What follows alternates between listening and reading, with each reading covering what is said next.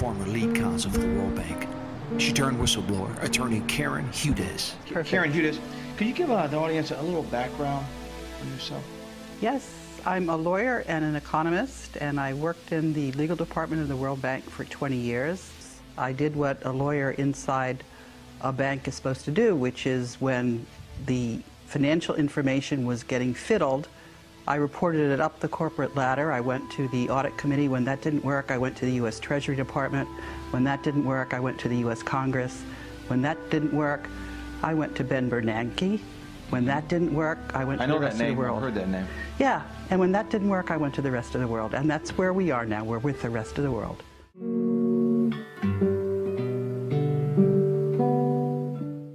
That there is a special trust that contains just about all of the world's gold.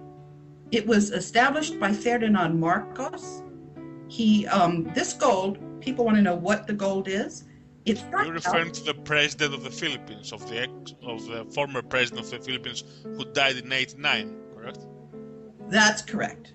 That's who, except, it's not clear about the exact date of his death because he had a cousin who, he was removed. He was removed by the CIA. It was not by a popular uprising. You know how the CIA stages these things. And he was sent off to Hawaii. But he had expected that this was going to happen, and he had gotten his cousin to stand in for him. So he was it was his cousin that was in Hawaii, captive. Yeah. But anyway, what Ferdinand Marcos did was he took the world's gold. I was explaining what is the world's gold. It's gold from King Solomon. It's gold that the conquistadors in Spain gathered up from the Aztec and Inca civilizations. It is gold that was gathered by General Yamashita between World War I and World War II. And what the banks did when they gathered up the gold, they issued certificates to the wealthy people who had the gold. And those certificates had interest that was payable in gold. And the interest has been compounding. What Ferdinand Marcos did was he put the gold in a trust for benefit of humanity. And he said that the trust would be for 50 years. The reason he did this, he was a lawyer, and he knew that if somebody claims that they own something and they are not able to prove their claim for 50 years, that claim is extinguished. That's a legal concept called statute of limitations.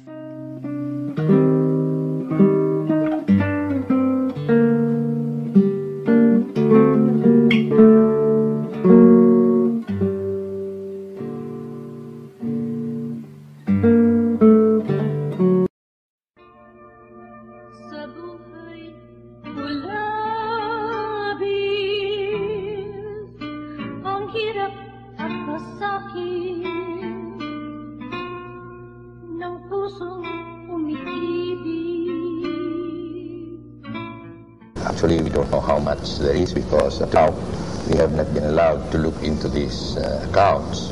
The estimate that has been made was ranging from $5 billion to $10 billion. So.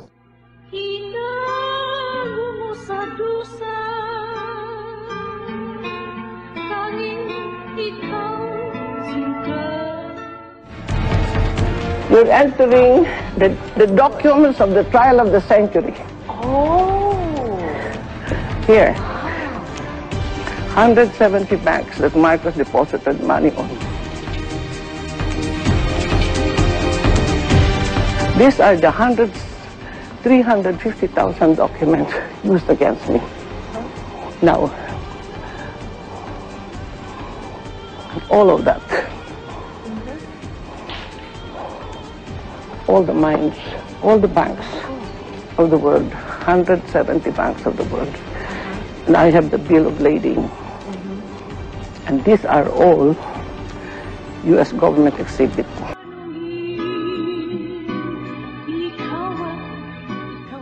Just to show you the bill of lading, how much is $240 million. Oh my goodness. Is it million? Billion? Billion. Billion? 240 billion? Only one shipment.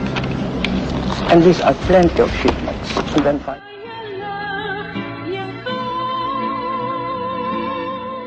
Look. If only I had a photographic memory, I could tell you what it was. But it's all right. We can't show you. but it shows deposits in the name of Ferdinand Marcos in a bank in Brussels, and it's for $987 billion. 908. Can we show the camera? No, please. Sige na, oh.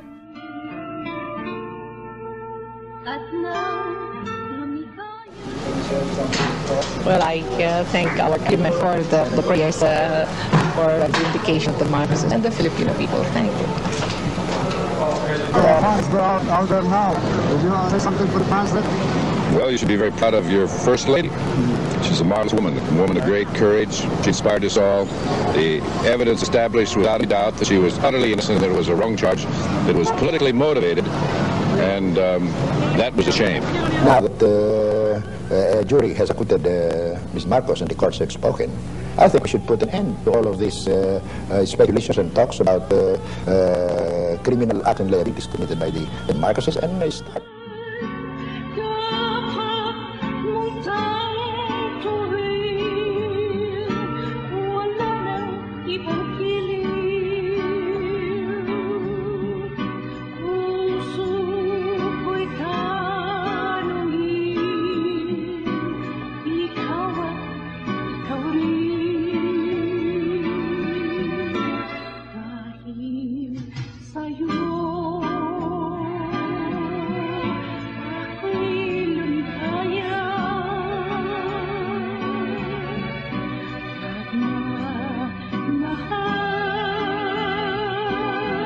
The accused Imelda Romualdez Marcos and Hector T. Rivera are hereby acquitted on the ground of reasonable doubt. After a 17-year trial, a judge in the Philippines has ruled that the widow of Ferdinand Marcos is not guilty of illegally opening accounts in Switzerland during her husband's rule.